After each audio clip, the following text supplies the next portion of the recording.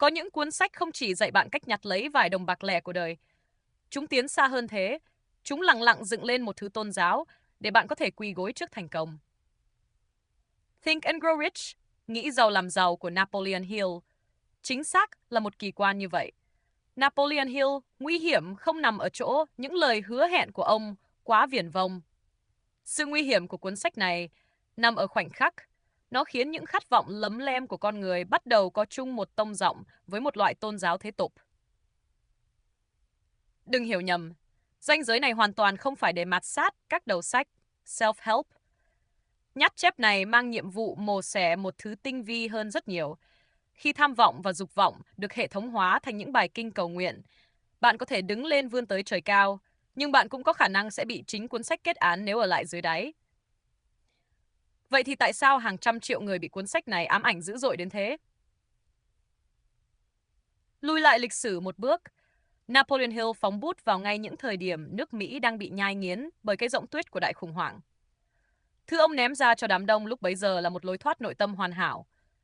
Nó cung cấp một cấu trúc niềm tin cực kỳ tráng lệ.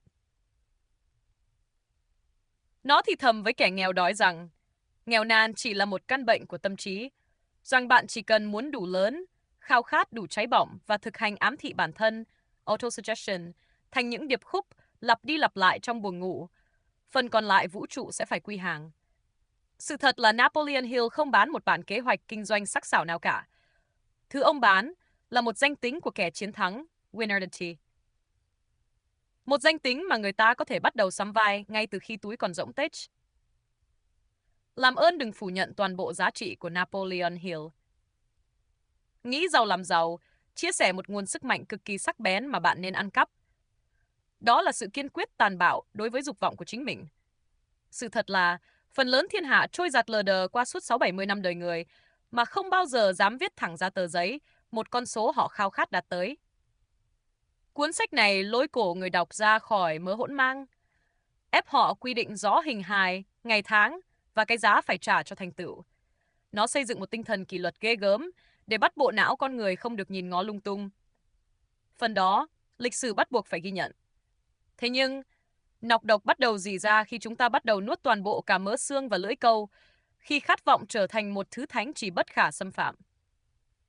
Điều gì sẽ xảy ra khi một hệ tư tưởng biến khát khao làm giàu thành một bài kiểm tra luân lý luân thường?